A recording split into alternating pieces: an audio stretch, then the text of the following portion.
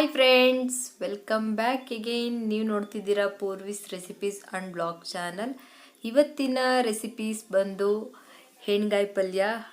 ಗೊತ್ತಿರುತ್ತೆ ನಿಮ್ಗಲ್ವಾ, ಉತ್ತರ ಕರ್ನಾಟಕ ಶೈಲಿಯ ಹೆಣ್ಗಾಯಿ ಪಲ್ಯ ಯಾವ ರೀತಿ ಮಾಡೋದು, ಅದಕ್ಕೆ ಏನೇನು ಬೇಕು ಅಂತ ನೋಡ್ಕೊಂಡು ಬರೋಣ ಬನ್ನಿ. ತುಂಬಾ ಟೇಸ್ಟಿಯಾಗಿರುತ್ತೆ. ಒಂದ್ಸಲಿ ಇದನ್ನು ಟ್ರೈ ಮಾಡಿ ನೋಡಲೇಬೇಕು ನೀವು. ತುಂಬ ಅಂದರೆ ತುಂಬಾ ಚೆನ್ನಾಗಿರುತ್ತೆ ಅಂತ ಹೇಳ್ಬೋದು. ಅದಕ್ಕೇನೇನು ಬೇಕು ಅಂತ ನೋಡ್ಕೊಂಡು ಬರೋಣ ಬನ್ನಿ. ಮೊದಲಿಗೆ ಸ್ಟಫಿಂಗ್ ಮಾಡೋದಕ್ಕೆ ಏನೇನು ಬೇಕು ಅಂತ ನೋಡ್ಕೊಂಡು ಬರೋಣ ಬನ್ನಿ. ಕಡಲೆ ಬೀಜ ತೊಗೊಂಡಿದ್ದೀನಿ 2 ಟೇಬಲ್ ಸ್ಪೂನ್, ಕೊಬ್ಬರಿಕಾಯಿ ತುರಿ ತೊಗೊಂಡಿದ್ದೀನಿ ಒಂದು 3-4 ಟೇಬಲ್ ಸ್ಪೂನ್, ಹುಚ್ಚೆಳ್ಳು ತೊಗೊಂಡಿದ್ದೀನಿ 1 ಟೇಬಲ್ ಸ್ಪೂನ್, ಮತ್ತು ಬಿಳಿ ಎಳ್ಳು ತೊಗೊಂಡಿದ್ದೀನಿ 1 ಟೇಬಲ್ ಸ್ಪೂನ್, ಅಚ್ಚ ಖಾರದ ಪುಡಿ ತೊಗೊಂಡಿದ್ದೀನಿ. ನಿಮ್ಮ ಖಾರಕ್ಕೆ ಎಷ್ಟು ಬೇಕು ಅಷ್ಟು ತೊಗೊಳ್ಳಿ. ಮತ್ತು ಇವಾಗ ಸ್ವಲ್ಪ ಮಸಾಲೆಗೆ ಏನೇನು ಬೇಕು ಅಂತ ನೋಡ್ಕೊಂಡು ಬರೋಣ ಬನ್ನಿ. ಟೊಮೆಟೊ ತೊಗೊಂಡಿದ್ದೀನಿ 2-3, ಬೆಳ್ಳುಳ್ಳಿ ಮತ್ತು ಶುಂಠಿ. ಬೆಳ್ಳುಳ್ಳಿ ಒಂದು 2 ಗೆಡ್ಡೆ ತೊಗೊಂಡಿದ್ದೀನಿ, ಶುಂಠಿ 1 ಇಂಚಷ್ಟು ತೊಗೊಂಡಿದ್ದೀನಿ ಅಂತಲೇ ಹೇಳ್ಬೋದು. ಮತ್ತು ಈರುಳ್ಳಿ ತೊಗೊಳ್ಳಿ 1 ಬೌಲ್ನಷ್ಟು, ಅರಿಶಿಣದ ಪುಡಿ ಅರ್ಧ tablespoon, garam masala 1 tablespoon, jeera powder ಅರ್ಧ ಟೇಬಲ್ ಸ್ಪೂನ್, ಮತ್ತು ಧನಿಯಾ ಮತ್ತು ಖಾರದ ಪುಡಿ 2 ಟೇಬಲ್ ಸ್ಪೂನ್ ತೊಗೊಂಡಿದ್ದೀನಿ. ರುಚಿಗೆ ತಕ್ಕಷ್ಟು ಉಪ್ಪು. ಇದು ಇವಾಗ ಒಗ್ಗರಣೆಗೆ ಏನೇನು ಬೇಕು ಅಂತ ನೋಡೋಣ ಬನ್ನಿ. ಬದನೆಕಾಯಿನ ನಾನು ಕಟ್ ಮಾಡಿ ಇಟ್ಕೊಂಡಿದ್ದೀನಿ, ಈರುಳ್ಳಿ ತೊಗೊಂಡಿದ್ದೀನಿ, ಕೊತ್ತಂಬರಿ ಸೊಪ್ಪು ತೊಗೊಂಡಿದ್ದೀನಿ, ಒಗ್ಗರಣೆಗೆ ಸಾಸಿವೆ ತೊಗೊಂಡಿದ್ದೀನಿ, ಬೆಲ್ಲ ತೊಗೊಂಡಿದ್ದೀನಿ ಸ್ವಲ್ಪ, ಹುಣಸೆ ಹಣ್ಣಿನ ರಸ ತೊಗೊಂಡಿದ್ದೀನಿ, ಒಂದು ನಿಂಬೆಹಣ್ಣು ಗಾತ್ರ ಅಂತ ಹೇಳ್ಬೋದು, ಮತ್ತು ಒಗ್ಗರಣೆಗೆ ಕರಿಬೇವು ತೊಗೊಂಡಿದ್ದೀನಿ, ಮತ್ತು ಎಣ್ಣೆ. ಮತ್ತು ಇವಾಗ ಡ್ರೈ ಇಂಗ್ರೀಡಿಯೆಂಟ್ಸ್ನ ನಾನು ಹುರ್ಕೋಬೇಕಾಗುತ್ತೆ ಬನ್ನಿ. ಒಂದು ಪ್ಯಾನ್ ಇಟ್ಕೊಂಡಿದ್ದೀನಿ, ಅದಕ್ಕೆ ಕಡಲೆ ಬೀಜ ಹಾಕ್ಕೊಂಡು ಹುರ್ಕೊತಾ ಇದ್ದೀನಿ. ಕಡಲೆ ಬೀಜ ಮೀಡಿಯಮ್ ಫ್ಲೇಮ್ನಲ್ಲಿ ಹುರ್ಕೊಂಡು ಒಂದು ತಟ್ಟೆಗೆ ಟ್ರಾನ್ಸ್ಫರ್ ಮಾಡ್ಕೊತಾ ಇದ್ದೀನಿ. ಅದಕ್ಕೇ ಹುಚ್ಚೆಳ್ಳು ಹಾಕ್ಕೊಳ್ಳಿ. ಅದು ಏನು ಒಂದು 2 ಸೆಕೆಂಡ್ 3 ಸೆಕೆಂಡು ಹುರಿದ್ರೆ ಸಾಕಾಗುತ್ತೆ, ಯಾಕಂದರೆ ಬಾಡಲಿ ಕಾದಿರುತ್ತಲ್ಲ, ಹಾಗಾಗಿ ಎಲ್ಲ ಲೋ ಫ್ಲೇಮಲ್ಲಿ ಹುರ್ಕೊಳ್ಳಿ ಅಂತ ಹೇಳ್ತೀನಿ. ಮತ್ತು ಅದೇ ಪ್ಯಾನ್ಗೆ ಎಳ್ಳು ಹಾಕ್ಕೊತಾ ಇದ್ದೀನಿ. ಎಳ್ಳು ಸುಧಾ ಅದೇ ಥರ ಚಿಟಪಟ ಅನ್ನೋವರೆಗೂ ಹುರ್ಕೊಂಡಿದ ನಂತರ ನಾನು ಲಾಸ್ಟ್ ಹಾಕ್ತಾ ಇರೋದು ಕೊಬ್ಬರಿ ತುರಿ ಬೇಗ ಸೀದೋಗೋ ಚಾನ್ಸಸ್ ಇರುತ್ತೆ ಫ್ರೆಂಡ್ಸ್. ಫುಲ್ಲು ಲೋ ಫ್ಲೇಮಲ್ಲೇ ಇಟ್ಕೊಂಡು ಹುರ್ಕೊಳ್ಳಿ. ಕೊಬ್ಬರಿ ತುರಿ ಬೇಗನೆ ಗೋಲ್ಡ್ ಕಲರ್ಗೆ ಟರ್ನ್ ಆಗುತ್ತೆ ಅಂತಲೇ ಹೇಳ್ಬೋದು, ಯಾಕಂದರೆ ಕೊಬ್ಬರಿ ಆಗಿರೋದ್ರಿಂದ ಬೇಗ ಟರ್ನ್ ಆಗುತ್ತೆ. ಹಾಗಾಗಿ ಕೊಬ್ಬರಿ ತುರಿನೂ ಹಾಕ್ಕೊಂಡು ಹುರ್ಕೊಂಡು ಒಂದು ಸೈಡ್ಗೆ ಎತ್ತಿಕೊಳ್ಳಿ. ಅದು ಸ್ವಲ್ಪ ತಣ್ಣಗಾಗಲಿ. ಹಾಗೆ ಮಸಾಲೆಗೂ ಸುತ್ತ ಸ್ವಲ್ಪ ಹುರ್ಕೊಂಡು ಬರ್ಬೋಣ ಬನ್ನಿ.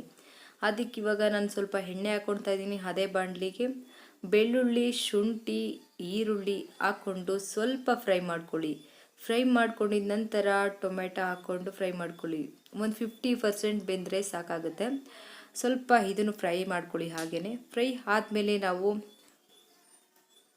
ಅರಿಶಿಣದ ಪುಡಿ, ಗರಂ ಮಸಾಲ, ಜೀರಾ ಪುಡಿ, ಮತ್ತು ನಾವು ಇಲ್ಲಿ ನಮ್ಮ ಮನೇಲಿ ಧನಿಯಾ ಪುಡಿ ಮತ್ತು ಖಾರದ ಪುಡಿನ ಎರಡೂ ಒಟ್ಟಿಗೆ ಇದೆ ನಮ್ಮ ಮನೇಲಿ, ಹಾಗಾಗಿ ನಾನು ಅದನ್ನು 2 ಟೇಬಲ್ ಸ್ಪೂನ್ ತೊಗೊಂಡಿದ್ದೀನಿ. ಅದನ್ನಾದ್ಮೇಲೆ ಹುರ್ಕೊಂಡಾದ್ಮೇಲೆ ತಣ್ಣಗಾಗ್ಲಕ್ಕೆ ಬಿಡಿ.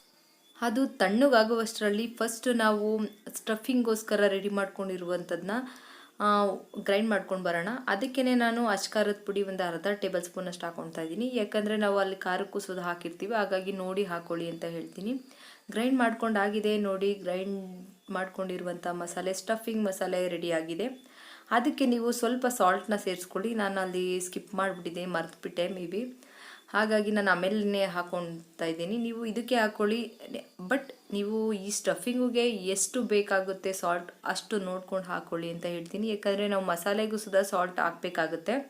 ಹಾಗಾಗಿ ನಿಮ್ಗೆ ಎಷ್ಟು ಬೇಕೋ ಅಷ್ಟು ನೋಡಿಕೊಂಡು ಸಾಲ್ಟನ್ನ ಹಾಕ್ಕೊಳ್ಳಿ. ಹಾಕ್ಕೊಂಡಿದ ನಂತರ ಫುಲ್ ಬದನೆಕಾಯಿನ ನೀವು 4 ಭಾಗ ಆ ಥರ ಸೀಳಬೇಕಾಗುತ್ತೆ. ಆ ಥರ ನೋಡಿಕೊಂಡು ಹುಳ ಇರುತ್ತಾ ಇಲ್ವಾ ನೋಡಿಕೊಂಡು ಚೆಕ್ ಮಾಡಿ ನೀವು. ನಂತರ ಬದನೆಕಾಯಿ ಕಟ್ ಮಾಡಿದ ತಕ್ಷಣವೇ ನೀರೊಳಗಡೆ ಹಾಕಿ ನೀವು ನೋಡಿ. ನಾನು ಯಾವ ರೀತಿ ಸ್ಟಫಿಂಗ್ ಮಾಡ್ತಾಯಿದ್ದೀನಿ ಸೇಮ್ ಅದೇ ರೀತಿಯಾಗಿ ಸ್ಟಫಿಂಗ್ನ ಮಾಡಿ, ಫುಲ್ ಟೈಟಾಗಿ ಸ್ಟಫಿಂಗ್ನ ಮಾಡಿ, ಯಾಕೆಂದರೆ ಹಾಕಿದ ತಕ್ಷಣ ಫುಲ್ ಬಿಟ್ಕೊಬಾರ್ದಲ್ಲ. ಹಾಗಾಗಿ ನೋಡಿ, ಸ್ಟಫಿಂಗ್ ಮಾಡಿರುವಂಥದ್ದು ಫುಲ್ ರೆಡಿಯಾಗಿದೆ. ಅದನ್ನು ಸ್ವಲ್ಪ ಹುರ್ಕೊಳ್ಳೋಣ. ಅದನ್ನು ಸ್ವಲ್ಪ ಫ್ರೈ ಮಾಡ್ಕೊಳ್ಳಿ ಎಣ್ಣೆಯಲ್ಲಿ. ಹಾಗಾಗಿ ಒಂದು ಬಾಣಲಿ ಇಟ್ಕೊಂಡಿದ್ದೀನಿ, ಅದಕ್ಕೆ ಒಂದು 2-3 ಟೇಬಲ್ ಸ್ಪೂನ್ ಎಣ್ಣೆ ಹಾಕ್ಕೊತಾ ಇದ್ದೀನಿ. ಹೆಣ್ಗಾಯಿ ಆಗಿರೋದ್ರಿಂದ ಸ್ವಲ್ಪ ಜಾಸ್ತಿನೇ ಎಣ್ಣೆ ಹಾಕಬೇಕಾಗುತ್ತೆ, ಯಾಕಂದರೆ ನಮ್ಮ ಮನೇಲಿ ಸ್ವಲ್ಪ ಎಣ್ಣೆ ಕಡಿಮೆ, ಹಾಗಾಗಿ ಸ್ವಲ್ಪ ಹಾಕ್ಕೊತಾ ಇದ್ದೀನಿ. ಅದರಲ್ಲೇ ಸ್ವಲ್ಪ ಫ್ರೈ ಮಾಡ್ಕೊಳ್ಳಿ. ಬದನೆಕಾಯಿ ಕಲರ್ ಚೇಂಜ್ ಬೇಗನೆ ಆಗಿಬಿಡುತ್ತೆ ಅಂತಲೇ ಹೇಳ್ಬೋದು. ಅದ್ರ ಮೇಲ್ಗಡೆ ಸ್ವಲ್ಪ ನಾನು ಎಣ್ಣೆ ಹಾಕ್ಕೊತಾ ಇದ್ದೀನಿ. ನೋಡ್ಬೋದು ನೀವು, ಉಪ್ಪು ಹಾಗೆ ಕಾಣಿಸುತ್ತೆ, ಯಾಕಂದರೆ ನಾನು ಸ್ಟಫಿಂಗಿಗೆ ಸ್ವಲ್ಪ ಮರ್ತಿದ್ದೆ, ಹಾಗಾಗಿ ನೋಡಿ ಆ ಥರ ಹುರ್ಕೊತಾ ಇದ್ದೀನಿ. ಅಷ್ಟರಲ್ಲಿ ನಾನು ಅದು ಫ್ರೈ ಆಗುವಷ್ಟರಲ್ಲಿ ಈ ಉಳಿದಂಥ ಮಸಾಲೆನೂ ಸುದಾ ಗ್ರೈಂಡ್ ಮಾಡ್ಕೊಂಡು ಬರೋಣ ಬನ್ನಿ. ನೋಡಿ ಮಸಾಲೆ ಫುಲ್ ಗ್ರೈಂಡ್ ಆಗಿದೆ. ಈ ಕಡೆ ಸ್ವಲ್ಪ 50% ಅಷ್ಟು ಬೆಂದಿದೆ ಅಂತಲೇ ಹೇಳ್ಬೋದು. ಇವಾಗ ನಾನು ಆ ಕಡೆ ಟ್ರಾನ್ಸ್ಫರ್ ಮಾಡ್ಕೊತಾ ಇದ್ದೀನಿ. ಯಾಕೆಂದರೆ ಈ ಕಡೆ ನಾನು ಒಗ್ಗರಣೆ ಮಾಡ್ಕೊಬೇಕು, ಹಾಗಾಗಿ ಮಸಾಲೆ ಬೇಯೋಷ್ಟರಲ್ಲಿ ಅದನ್ನು ಬೆಂದಿರುತ್ತೆ ಅಂತಲೇ ಹೇಳ್ಬೋದು. ಈಗ ಒಂದು ಪ್ಯಾನ್ ಇಟ್ಕೊಂಡಿದ್ದೀನಿ. ಅದಕ್ಕೆ 2-3 ಟೇಬಲ್ ಸ್ಪೂನ್ ಅಷ್ಟು ಎಣ್ಣೆ ಹಾಕ್ಕೊಳ್ತಾ ಇದ್ದೀನಿ. ಸಾಸಿವೆ ಒಗ್ಗರಣೆಗೆ ಹಾಕ್ಕೊಳ್ತಾ ಇದ್ದೀನಿ. ಸಾಸಿವೆ ಚಿಟಪಟ ಅಂದ ನಂತರ ಕರಿಬೇವನ್ನ ಹಾಕ್ಕೊಳ್ಳಿ. ಕರಿಬೇವು ಹಾಕಿದ ನಂತರ ಈರುಳ್ಳಿ ಹಾಕ್ಕೊಳ್ಳಿ. ನೀವು ಈರುಳ್ಳಿ ಹಾಕ್ಕೊಂಡು ಸ್ವಲ್ಪ ಫ್ರೈ ಮಾಡ್ಕೊಳ್ಳಿ. ಸ್ವಲ್ಪ ನೀಟಾಗಿ 50% ಫ್ರೈ ಆಗಲಿ ಅಂತಲೇ ಹೇಳ್ಬೋದು. ಫ್ರೈ ಆದಮೇಲೆ ನಾವು ರುಬ್ಬಿರುವಂಥ ಮಸಾಲೆನ ಅದಕ್ಕೆ ಸೇರಿಸ್ಕೊತಾ ಇದ್ದೀನಿ. ರುಬ್ಬಿರುವಂಥ ಮಸಾಲೆ ಹಾಕಿದ ನಂತರ ನಾವು ನಮಗೆಷ್ಟು ಬೇಕು ನೋಡಿಕೊಂಡು ನೀರನ್ನ ಹಾಕ್ಕೊಳ್ಳಿ. ಮತ್ತು ಅದಕ್ಕೇ ಹುಣಸೆ ಹಣ್ಣಿನ ರಸ ಅದನ್ನು ಹಾಕ್ಕೊತಾ ಇದ್ದೀನಿ. ಅದನ್ನು ಹಾಕ್ಕೊಂಡು ಸ್ವಲ್ಪ ಮಿಕ್ಸ್ ಮಾಡ್ಕೊತಾ ಇದ್ದೀನಿ. ಮಿಕ್ಸ್ ಮಾಡ್ಕೊಂಡಿದ ನಂತರ ನಾನು ರುಚಿಗೆ ತಕ್ಕಷ್ಟು ಉಪ್ಪನ್ನ ಹಾಕ್ಕೊಳ್ಳಿ. ಆಗಲೇ ಹೇಳಿದ್ದೆ ನಾನು ಸ್ಟಫಿಂಗಿಗೆ ಆಲ್ರೆಡಿ ಉಪ್ಪು ಹಾಕಿದ್ದೀವಿ, ಮಸಾಲೆಗೆ ಎಷ್ಟು ಬೇಕೋ ಅಷ್ಟು ನೋಡ್ಕೊಂಡು ಹಾಕ್ಕೊಳ್ಳಿ. ಮತ್ತು ಸ್ವಲ್ಪ ಬೆಲ್ಲ ಹಾಕ್ಕೊತಾ ಇದ್ದೀನಿ.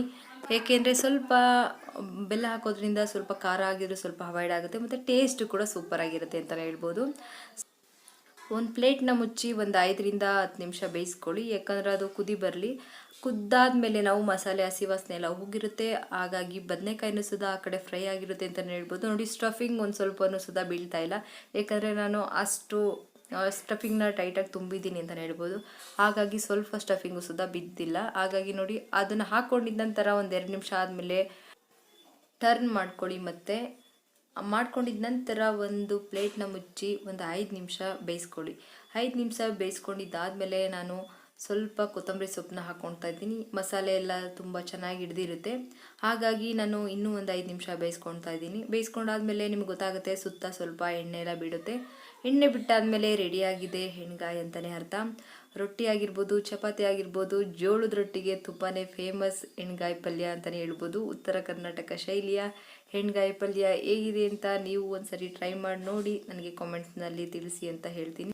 ಈ ರೆಸಿಪಿ ನಿಮಗೆ ಇಷ್ಟ ಆದರೆ ಪ್ಲೀಸ್ ಒಂದು ಲೈಕ್ನ ಕೊಡಿ. ಇನ್ನೂ ಯಾರು ನನ್ನ ಚಾನಲ್ನ ಸಬ್ಸ್ಕ್ರೈಬ್ ಆಗಿಲ್ಲ, ಪ್ಲೀಸ್ ಸಬ್ಸ್ಕ್ರೈಬ್ ಆಗಿ. ಇದೇ ರೀತಿ ಮುಂದೆ ಒಳ್ಳೆ ರೆಸಿಪೀಸ್ನ ಹಾಕಲಿಕ್ಕೆ ನಾನು ಟ್ರೈ ಮಾಡ್ತೀನಿ. ಮುಂದಿನ ರೆಸಿಪಿಯೊಂದಿಗೆ ಸಿಗೋಣ. ಅಲ್ಲಿವರೆಗೂ ನಮಸ್ಕಾರ.